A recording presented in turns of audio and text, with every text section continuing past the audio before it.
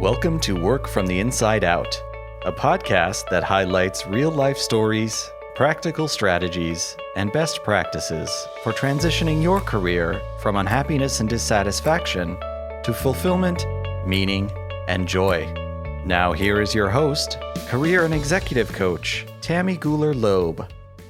Hello, everybody, and welcome. I am delighted to introduce my guests today, Dr. Jim Loehr and Dr. Sheila Ohlsson Walker. Jim Loehr is the co-author of Wise Decisions. He is a world-renowned performance psychologist, co-founder of the Human Performance Institute, and author of 18 books, including The Only Way to Win. He also co-authored the national bestseller, The Power of Full Engagement. Dr. Loehr is well known for his individual work with top-flight athletes and Olympians.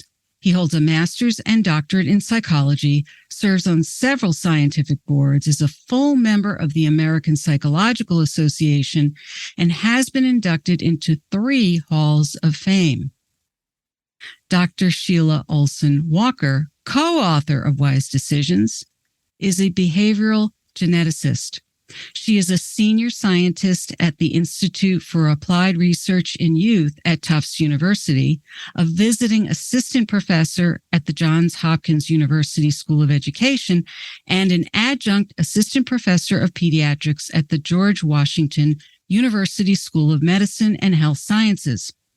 A former professional tennis player, she earned a BS in finance from the University of Colorado Boulder, obtained a chartered financial analyst designation, and held an investment career as a portfolio manager.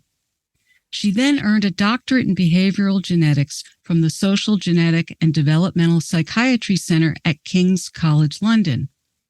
Please join me in welcoming Dr. Jim Loehr and Dr. Sheila Ohlsson Walker. Welcome to both of you. I'm so honored and excited to have you here on Work from the Inside Out. Thank you, Tammy. Thank you, Tammy. We're both very excited to be with you, and we really hope we can create some value for your audience. I have no doubt that you will. No doubt at all. So, as you know, on Work from the Inside Out, we like to begin at the beginning and talk a little bit about your formative years and how they may or may not have informed where you are today. I am wildly curious to hear how each of you started out and also how the two of you joined forces to write this amazing book, Wise Decisions, a science-based approach to making better choices. But let's begin at the beginning a little bit. Would love to hear about each of you.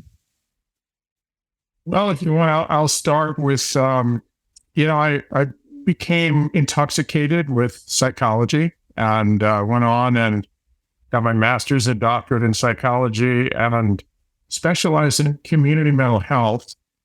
And there was no such thing at that time as performance or sports psychology. And I, became licensed in the state of Colorado. And very shortly after I did a 2-year kind of internship, I was offered a big job as chief psychologist and executive director of a very large community mental health center system that served the whole central and southern part of Colorado, called the San Luis Valley Comprehensive Community Mental Health Center. We had 9 offices and covered an 8,600 square mile area. It was a very big job, and that's what I thought I would do. I'd kind of reached the pinnacle of what I thought my opportunities were as a psychologist specializing in mental health. And things were going along quite well, but I met an exercise physiologist by the name of Dr. Joe Vigil, who changed my career, who got me to make another career choice, a dramatic one. He was a track and field Olympic legend. And he kept asking me, we became very good friends, and he kept asking me, Jim, what can you tell me that I could tell me get more out of my athletes from a psychological perspective? You're a psychologist. And I looked at him like a deer in headlights and said, I have no idea I know how to help people who are struggling with mental health issues get a little better, but I have no idea how to take really healthy people and make them extraordinary. And he said, Jim, this was back in the early 70s. He said, that's going to be a huge field. And I would really, really feel like you would be perfect for that. I think you ought to consider launching a whole new area of psychology and human performance. And I think it would be intoxicating. You love adventure. You love new things. And he kept pushing me. I did literature searches. And finally, I resigned to a 23-member board of directors and moved to Denver, set up a private practice, and began this almost obsession into the space of performance and psychology. And eventually, because I realized I didn't know anything, I went and studied under the Jimmy Connors United States Tennis Center for 2 years, the Nick Bollettieri Tennis Academy. For 6 years, I set up a research institute there. And eventually we set up a company called the Human Performance Institute. I joined forces with a person by the name of Dr. Jack Groppel, who had his PhD in bioengineering. And we decided we wanted to do something different and apply science, and particularly sports science, to the arena of human performance. And we had some 400,000 people. Eventually, it was a very successful operation. We had a huge staff. And I am so grateful for the opportunity to have done that. I never would have made that career choice had it not been for the intervention of Dr. Joe Vigil. And I've had, the most extraordinary life possible because we had 17 number ones in the world. We were eventually bought by Johnson & Johnson. And both Sheila and I serve on a board for the Youth Performance Institute, is a institute that applies a lot of the learnings that we had accumulated on the Human Performance Institute side to youth. And we both decided to kind of put this book together as an adult kind of version, and ultimately we will apply the same technology to youth. But I'm very grateful for the career I've had, and very grateful for the opportunity to work with Sheila on this book. She is an amazing human being, very, very driven, very smart, and an extraordinarily good person. She makes good choices. I love that. I'm glad. Well, she made a good choice in working with you. No doubt. So I'm Sheila. I am a tennis player. I'm going to start my story there. I fell in love with tennis when I was a young girl, playing on the University of Colorado courts in Boulder. And years later, I played tennis there on the CU team. But my dad was doing his postdoc there in biochemistry.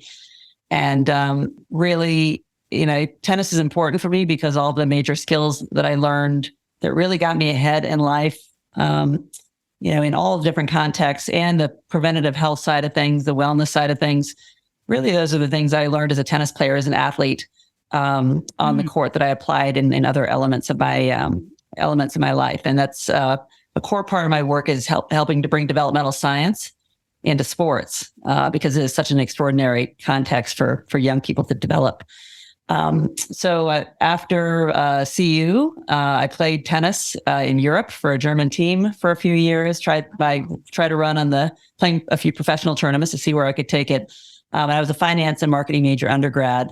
I think I would say that is, my first career in finance. I was a research analyst and a portfolio manager. Was one that I enjoyed for many reasons. It was more extrinsically motivated. We really didn't have much when I grew up. I'm first generation American. We were kind of pulling ourselves up by our bootstraps. And I was able to have an economic nest egg that was, I think, helpful at that time.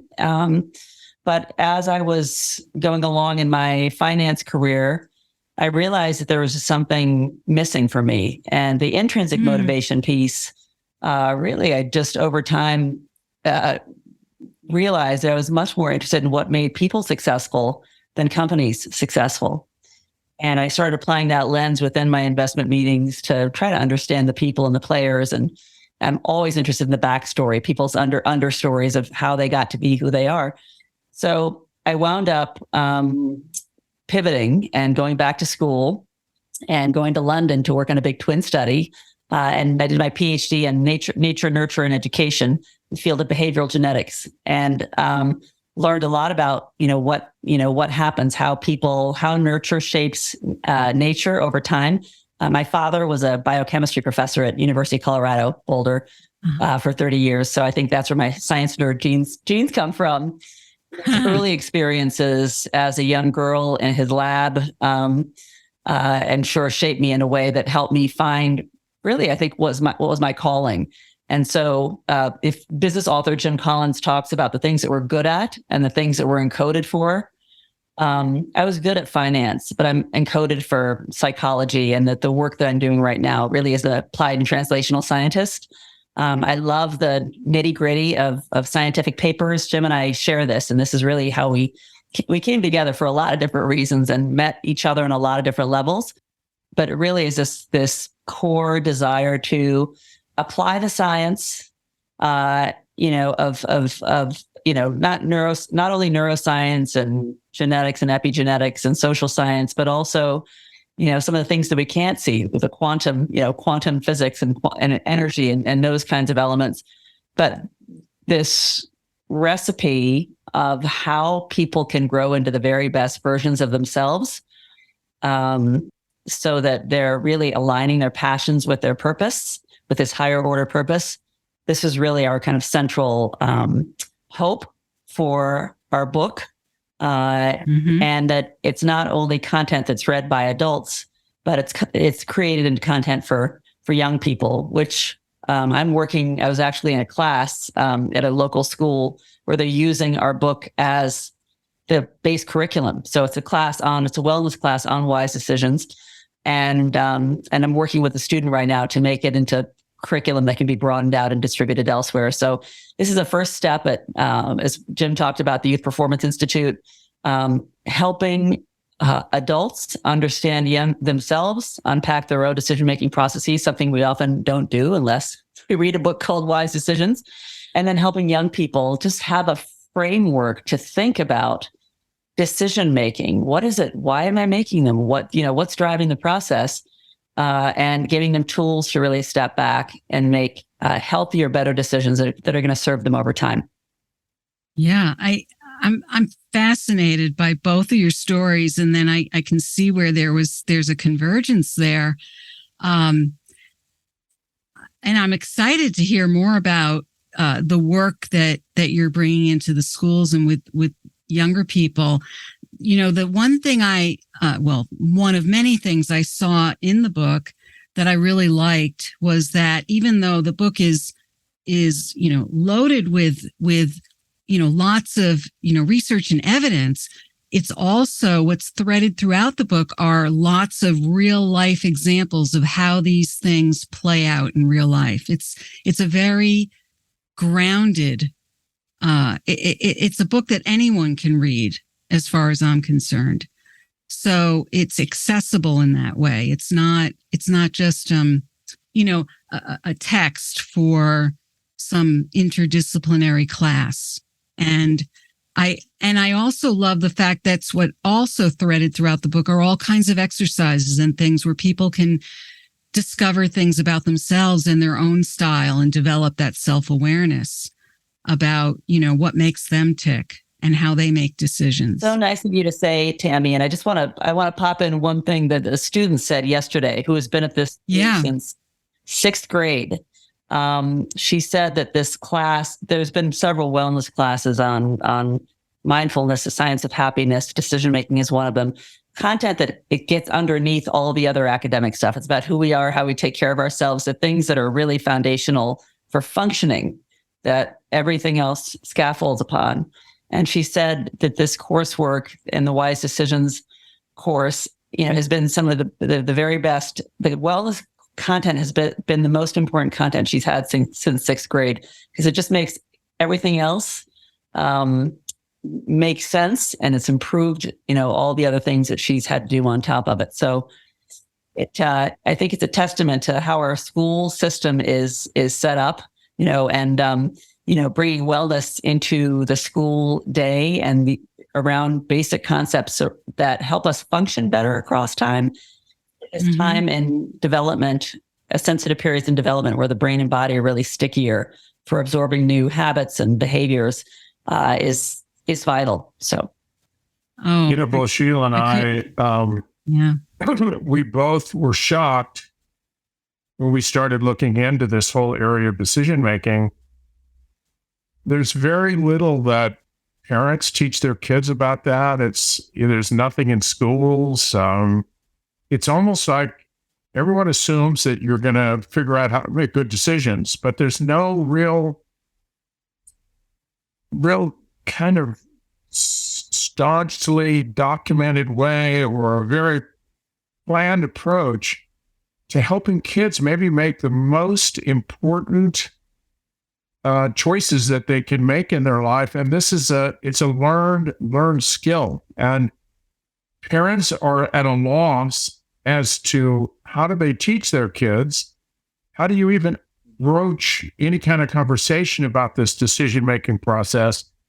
So in schools, there are no courses, there are no classes on decision-making. So we both felt this is maybe the single most important asset that a human being has for making a great life, for making a life that's actually going to be the one that you always wanted to have. One single decision can change the trajectory of your life in a tragic way, maybe for decades and maybe for the rest of your life. And we really, really felt like there's almost a sense of urgency for young people and adults to get into this space. So we looked at this through the lens of a microscope and tried to understand, what does science tell us about good decision-making? Where does wisdom come from? Where do decisions actually originate in the brain?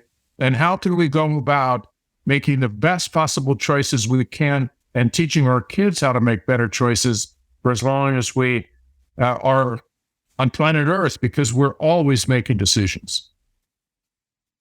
And absolutely. And I think this is it's never too late to start learning how to make good decisions. I don't know that any of us were taught in any particular way other than by example. Although I will say, I did teach my daughter a little bit about how to make decisions. She still reminds me of that now. Good for you. But, I'm a coach. Of course, I figured, as a coach, I think I was, a little coach-like as a parent. But how did you frame that up for her? I'm curious. I mean, sure. I'd be happy to tell you. So when she was in high school, she's in her late 20s now. She was in high school. She's a bright kid, but nothing really interested her that much. And, in terms of the regular academic subjects in the public high school.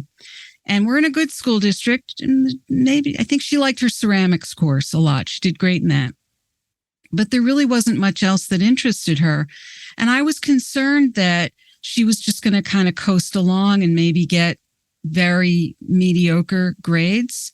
And that was going to limit her choices in terms of what schools that she could go on to if she wanted to, or whatever she wanted to do. But I wanted her to have at least a decent high school transcript so that she could make choices. And so I said to her, listen, you don't have to love what you're doing in high school, but this is a stepping stone.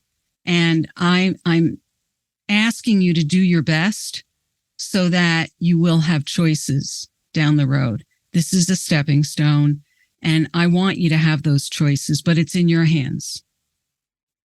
And she still reminds me to this day about this whole notion of having choices. And I think she sees that as a framework for making decisions, even knowing that sometimes you make choices that you don't like, but you make them from a place of feeling empowered. Well, that's the stepping stone metaphor is incredibly important, because it's easy to think, this is my path. It's sort of this solid, I'm going to go to B if I start at A, but thinking about something as a path to something else where the option set opens up, that's a whole different story. It has a whole different feel about it. And that's, I think, a more digestible concept too, when a student's studying, about different subjects that really aren't terribly compelling for them. The grind. And I wasn't even saying to her, you have to get A's, or you have to do this, or you have to do that, or you even have to go to college. It was more, I just want you to have choices. And this is one thing that's going to enable you to do that if you make other choices down the road. And it just gave her a perspective. Yeah. So often we don't recognize the fact that when you decide not to do your best in a class, that's a choice. And the choice may have consequences. Everything we do, in a sense, whether we decide to or not to do something, we're making decisions. And we may make 10 to 15 decisions in the span of 15 minutes, all of which are kind of automatic. And some of them set kind of a cascade of consequences that at the moment we were making the decision, we had no idea we'd end up in this place. So we're trying to bring an awareness to the most important capacity we have is to pause between whatever's happening, the stimulus, and a response, not one that's out of just pure reaction, but it's kind of like we're going to do something purposefully, and maybe it's not what I wanted this moment, but it's going to open up opportunities for me, as you did. What you said to her was very wise, and you actually obviously had an impact in the rest of her life on decision-making. And that is a major, major component for young people learning how to make decisions, is observing how mom and dad make theirs. Yeah, absolutely. And and she still reminds me to this day about that conversation. So I know it had an impact. And I think, when kids are that young and their brains are still developing in a certain way, I don't need to tell both of you this. It's, decision making's it's a whole different process at that point. I think about people who are, in the middle of a job or a career, and they've put a lot into it already, and yet they find themselves unhappy. But they've already put in 10 or 15 years, and they're making a certain salary, and they have people depending on them. And sometimes they come to me for coaching, and they're so desperate to get out of the situation they're in, they just jump into the first thing that comes along, whether it's good for them or not. It's that kind of reactive kind of decision that they make that often doesn't serve them very well. And sort of what you were just alluding to, Jim, about the, those quick decisions. And yet there's a difference between that kind of reactive decision and the kinds of decisions that sometimes people make when they're listening to their gut or their intuition, right? Can you speak to that a little bit? We talked about this 360-degree data set in the book, and that's using all of our capacities, our mental, physical, emotional, and spiritual, as defined by our higher order values and beliefs, to really step back and look at all these sources of information. And you mentioned the gut and the emotions. I mean, our emotions are grounded in our viscera and our organ systems, and they're internal feelings and sensations that manifest externally as feelings. And these are very important sources of information, but it's one, we can make quick impulsive decisions when we're listening to our gut in a negative way, just as much as we can make decisions listening to our gut that really serve us. So, again, to just really taking time to be thoughtful, talking to people that we trust. We talked in the book about having a YODA, your own decision advisor acronym for, we all have the power inside of us to make those good decisions. But, thinking about the bigger picture, thinking about it over time through these different lenses that we've put forth in our book, best self, best moral self, what's it going to look like in a month, a year, 10 years, 20 years, especially when it comes to a big career transition of this nature. And then talking to people about, that we trust, as core group of people that we trust, whose decision-making capacity we respect, and really vetting it with some people that we trust. And then staying with it for a while, letting it metabolize, let it, the default mode network, the one that's, on when we're off, that really connects the dots behind the scenes, mull it over and think about it, and make a thoughtful decision so that we're acting rather than reacting.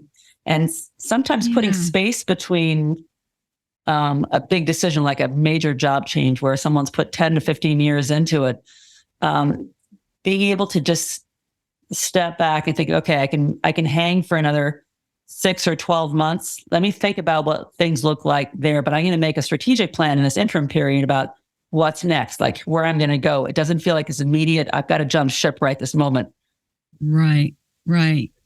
So what would you say to, there's also that dynamic where some people do take the time to think things through, but they're almost overthinking it, from a place of anxiety where they're the kind of person, and we know people like this, who they want to know what's going to happen, as if couldn't someone give them a crystal ball so that they can be assured that they're making the right decision, right?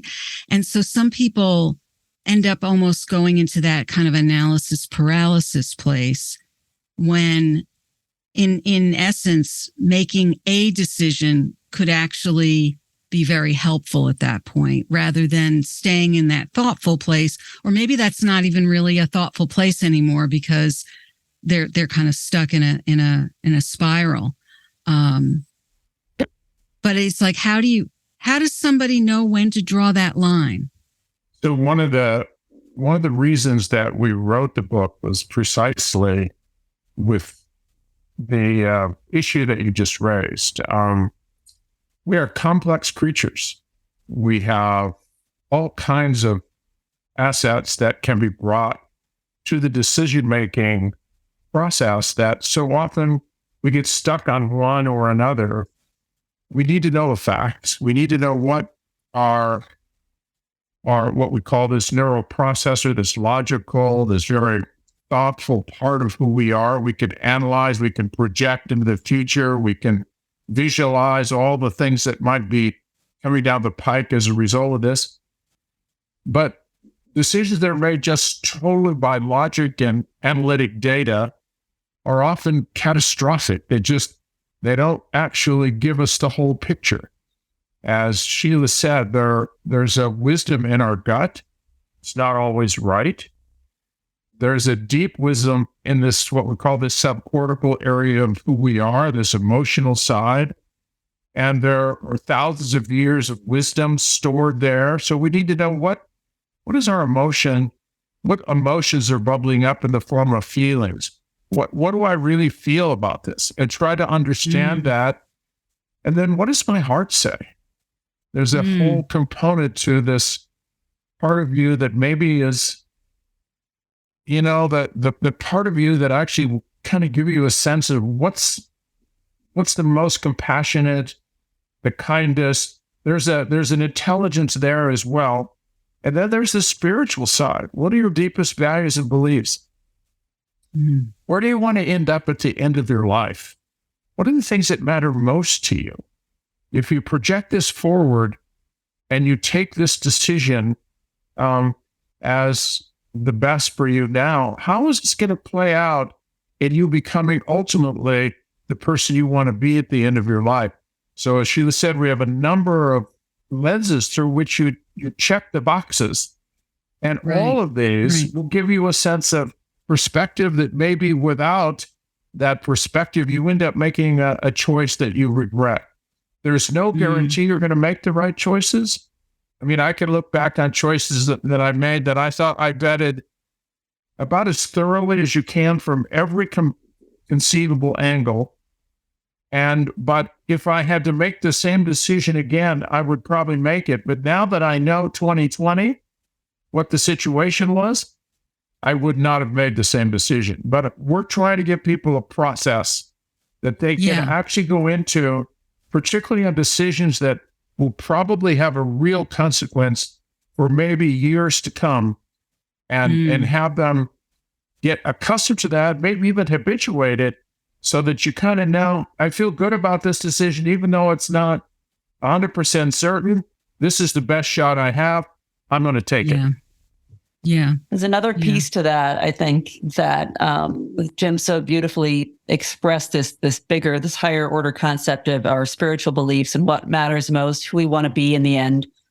How do those people who knew us the very best feel about us? What are the words that come to mind about who we are and what we were for them?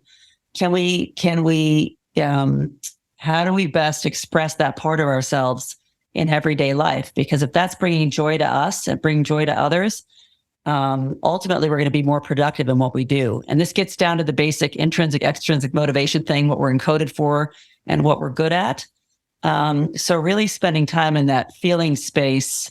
And sometimes, for me at least, it's easier for me often to really get in touch with my emotions outside of my home environment or office, out in nature, when I'm doing something, when I'm at very different settings. So there are no ties to think about, well, I've got to do all these things. And this is, triggering a cascade of another to-do list that's on my agenda. Just being in a clear space where we writing helps bring really the whole brain processing. The reflection mode is much more powerful and thorough when we write, but I journal, I get out of the house, and I just sit with it. I let it sort of percolate a little bit, marinate, and then try to come up with, solutions, frameworks, ways to think about it. But it's a process that takes some time. And we don't know what's around the corner as human beings. We can have all the available data at the time, like Jim talked about, and still make a decision that we, a year later, 5 years later, we look back and think, golly, why did I do that? Yeah. If we make the best decision we can at the time, that's all we can expect from ourselves as human beings. It's so interesting that Sarah, go ahead. I was just going to say, it reminds me of a quote from the last lecture by Randy Pausch. Oh, yeah. You familiar with his last lecture? And he says, it's one of my favorite books. He says, experience is what you get when you didn't get what you wanted. And I love that, because you always get to take your experience with you, regardless of how that left you feeling, right? Yeah. That's more information you get to take with you, and that adds to your process. Well, and you get to make meaning out of that information, however you choose to have agency in the meaning-making process. So we can frame it up any which way we like. And the whole goal of the book is to help people understand that we have control over certain things, to control the controllables. And when we make an intentional effort to wire up, to repeat mindsets and thoughts and ideas and behavioral patterns that help that equip our Yoda to be our inner coach rather than our inner adversary, that's something that when we do it over and over again, just like if we're going to lift weights in the gym to build our biceps, or we're training for a marathon or what have you, it works in just the same way.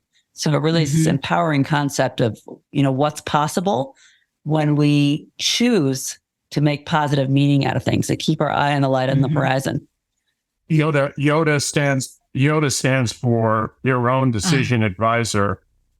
And it just happened to come out this same sound as the Yoda in Star Wars. But we all have a decision advisor that we're consulting when we're making decisions. And what we really wanted to do with the book was equip Yoda with all the information that is critical for making really great decisions. And so we come into the world, and we may have a lot of bad stuff loaded in there, but we really want to clean it up.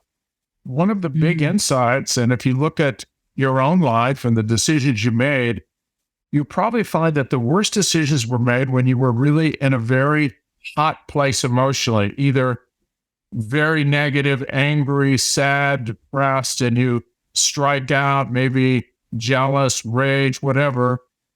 And then on the other side, when you're really on fire in excitement, both of those can color the decision-making process so completely that you wonder, how the world did you make that decision?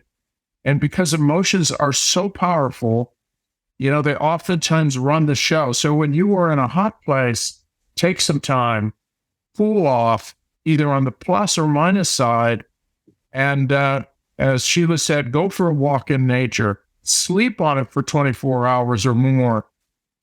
Give yourself a chance to get balance. The system loves balance. It loves, was referred to as homeostasis, where we're not in some fight or flight survival, state. And we kind of at a peaceful mode where we actually can check in on all these assets that will give us a little bit more, understanding of what is on the table and what might be the consequences if I go this way versus that way. Yeah. It makes me think of what you say in the book about aligning your decision making with your values and your purpose. Hopefully you're feeling connected to those and can get more grounded in those, especially when you're in one of those hot moments. Talking about an effective Yoda must be equipped with navigational coordinates. It sounds very, like you're in a sailboat or something, right?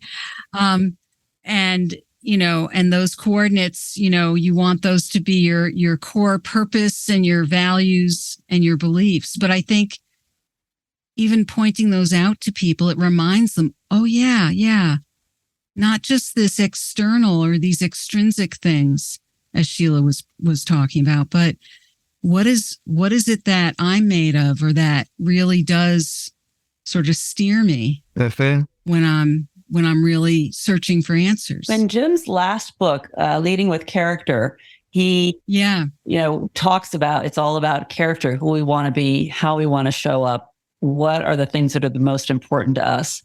And Jim has spent, he's one of the few people on planet Earth who has spent such vulnerable and intensive quality time with top CEOs, with the Blue Angels, with Navy SEALs, with these incredible human beings. And in Leading with Character, many of the concepts and that were, came from his work at the Human Performance Institute were around these hugely high achievers and what was really important to them in the end. So there's success, there's the extraneous measures of success, and then there are the things that are really, really important, that they feel that they, the things that matter to them the most in the end.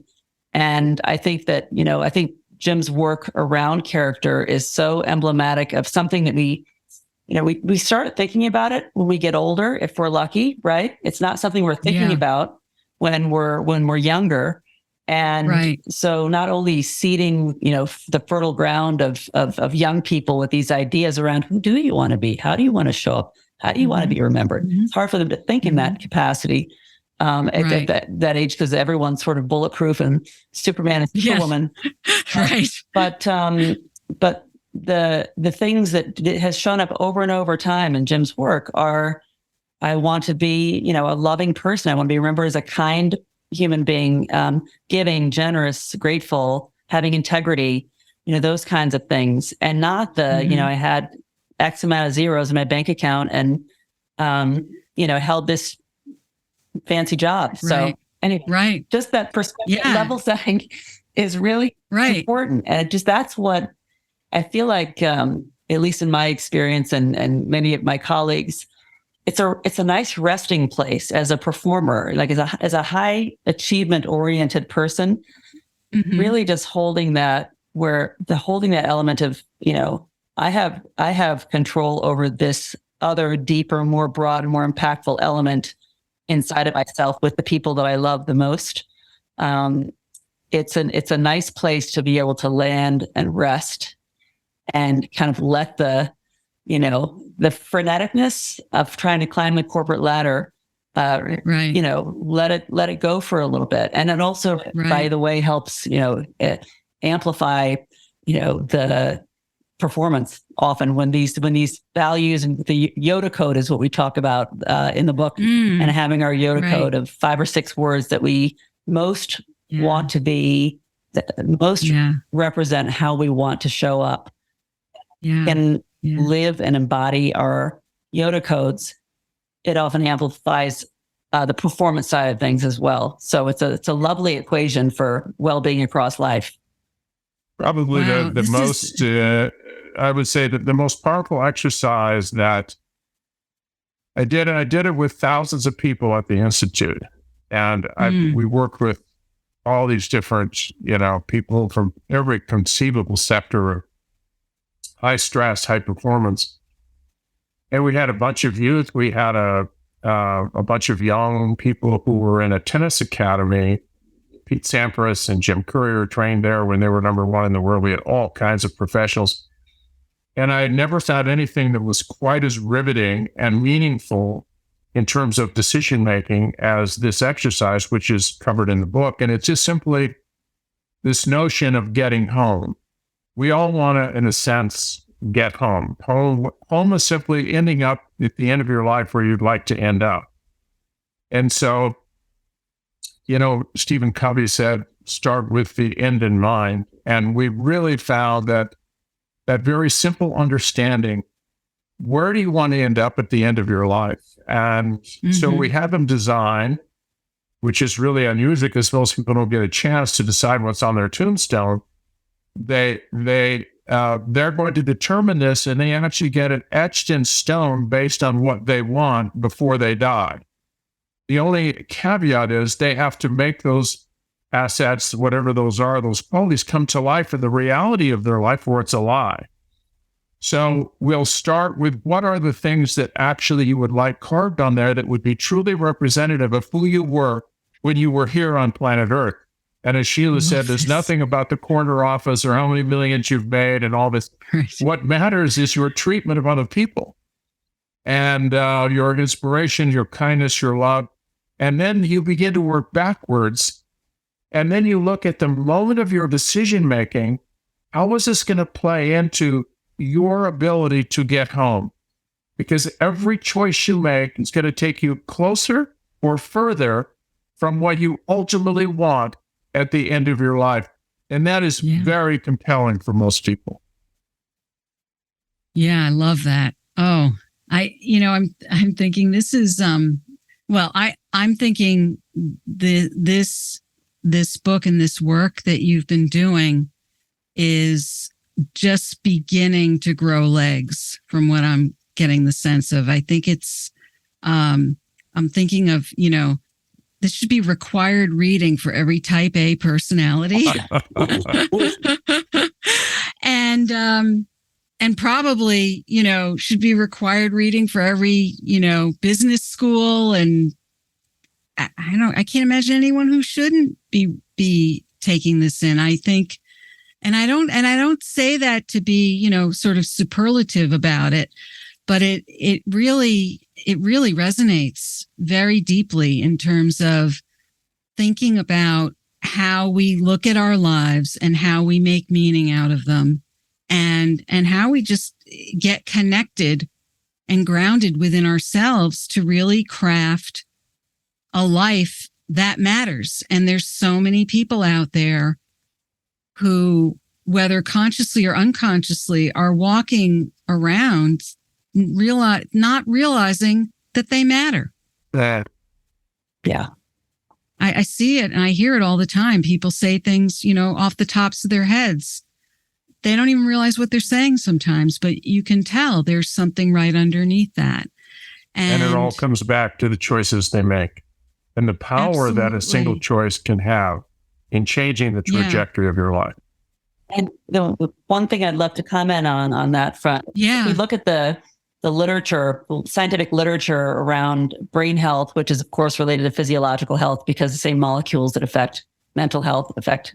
There are three major factors that influence, that have the most positive influence on our longevity, not only longevity, but capacity to function at a high level or kind of well-being, are doing something physically active every day, because that exercise biochemistry, whatever it is, helps oxygenate brain cells and stimulates, the molecules inside the brain and body that heal and open capacity. The second thing is social relationships, and having strong social relationships. And it doesn't have to be a big, broad network of a lot of people, but it has to be some people that love us for who we are, that we can count on, who see us, who value us, and who move through life with us.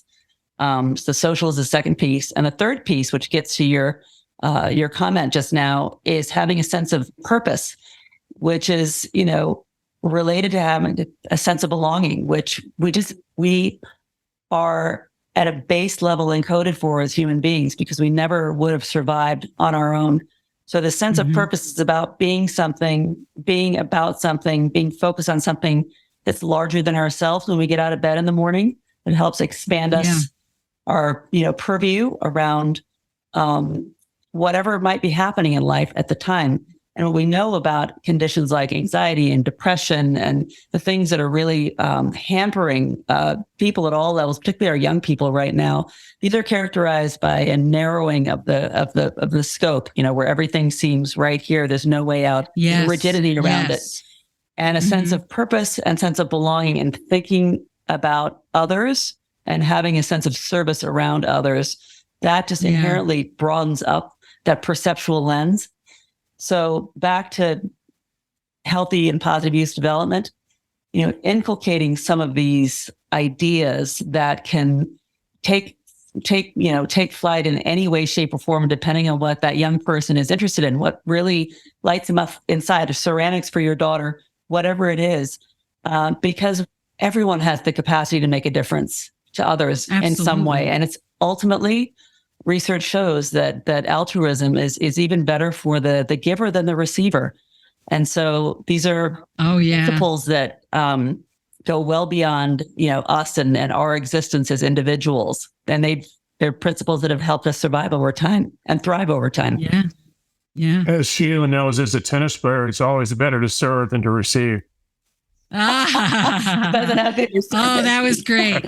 Well, and I was going to say, I'm the daughter of a former amazing tennis player. My dad's now 92 and doesn't play anymore, but he's going to be very jealous to know that I've been talking to you, Sheila, because he has been a lifelong tennis player. That's so cool. So tennis, there's great data. Jim's a tennis player too, and he's worked with a lot of amazing tennis players. But the data on tennis, you can tell your father. There was the Copenhagen Heart Study looked at various sports, and tennis, in terms of mortality relative to other sports, added about 9.7 years to life relative to basketball, running, or any of the other. Going to the gym added 6 months. Tennis was 9.7 years because it has all these pieces. It has the exercise, the interval exercise. It has a social component. And a sense of belonging to a community of tennis players. So that's very cool. And I would say that's probably one element in your dad's recipe that has helped him, like 92. That's fantastic. Like, he played till he was 86, and then he decided to stop. And yet he's out there for a walk every day. You know? And does some a little bit of weightlifting. The decision to play tennis was very wise one for him. Very good. Well, he would agree with that wholeheartedly. Absolutely. He's still a big fan, and he still keeps up with it as a fan. But it was a big part of my growing up years too. So I can really appreciate what you're saying. It's so interesting that what we learned, and it's in the book, Sheila is really all over this from a research perspective, but that's probably the most powerful way we learn how to make good decisions is we watch our parents in how they make theirs. If they're making decisions in anger, frustration, their children see how those play out over time. A bad decision about a job, a bad decision about buying something, that they shouldn't have bought, buying a home that they couldn't afford. Now they end up losing their house and have to sell their cars, and the kids are watching all the time. So when you're making decisions and you have children, remember you're making the decision not just for you, but you are making the decision for them to teach them what wise decision-making is all about. You're uploading their Yoda. This wonderful quote, like, don't worry that your children aren't listening to you. Worry that they're always watching you. That's right. Right? I totally agree with that. And yes, it's totally true. So we're going to wrap up now. What's the best way for people to, other than to buy your book, what's the best way for people to learn more about your work or be in touch? My website is www.Sheila Ohlsson, that's Ohlsson, Walker, WALKER.com. And there's a whole bunch of stuff on there for anyone who's interested. Great. And we'll have all of that in the show notes. And she's also on LinkedIn. You can jump on LinkedIn with her. My website is www.jim-loehr.com. And I'm also on LinkedIn. And the book can be bought everywhere. It was released December the 8th. And we're doing these kinds of podcasts, and we're really hoping that we'll raise awareness, something that we really feel should have been done a long time ago, and certainly bring some science to this so people can have some confidence that, hey, we can get better at this if we follow some basic guidelines. And that is that's our hope. And then to really help this, be carried down all the way to youth, as young as possible, to get them to make the best decisions at every age. And then by the time they get to adulthood, they're really good at this. They've really got the assets that are needed. Absolutely. Well, I'm already making a list in my head of all the people who are going to be getting your book from me as a gift. I can tell you that. Thank you. That's very absolutely. Yeah. I am fascinated by this. And I do think that there's, as I said, I think there's a lot of legs. I think it's going to be a caterpillar or something. Turn it into a butterfly. But there's just so much here. And I love the fact that the book is so accessible to even somebody who doesn't have the research orientation, that they can really take the book and really make great use of what's in there and really run with it. I can't thank both of you enough for being here today. This is really going to help inform people about how they make decisions and think about their lives, their careers, how they're role modeling for their children, and just it's going to go on and on. I'm so excited to have had you here. Thank you so much for being here. Thank you for having us, Tammy. It's been fun, a great conversation. You've obviously dug into the book, and we love to have someone who actually can get to the nitty-gritty on these issues, and you certainly did that. Oh, thank you. We're very grateful to be here with you, Tammy. Thank you. I hope you enjoyed my interview with Jim Loehr and Sheila Ohlsson Walker. It was so interesting to speak with them and learn about their earlier lives, backgrounds, and professional journeys. What is your key takeaway from our interview? If you are interested in any of the resources mentioned in today's podcast, you can find them in the show notes on my website at tammygulerloeb.com/podcast. Just look for episode 216. Are you anticipating your next professional move? What kinds of wise decisions would you like to be making? Check out my award-winning book, Work from the Inside Out: Break Through 9 Common Obstacles and Design a Career That Fulfills You. It's available in paperback and ebook editions through my website, Amazon, Barnes & Noble, independent bookstores, or through your local library. If you were inspired by this episode with Jim and Sheila, please share it with your friends and colleagues, and please do subscribe so you don't miss next week's show. Remember, subscribing is always free. Are you enjoying the podcast? I'd be so grateful to read your written review on Apple Podcasts. It's easy to find. Just go to my website, tammygulerloeb.com/podcast, click on the Apple Podcasts button, and follow the instructions there.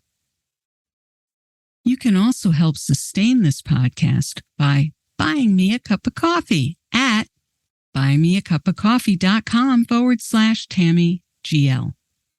Since this podcast is self-funded, I would so appreciate your support.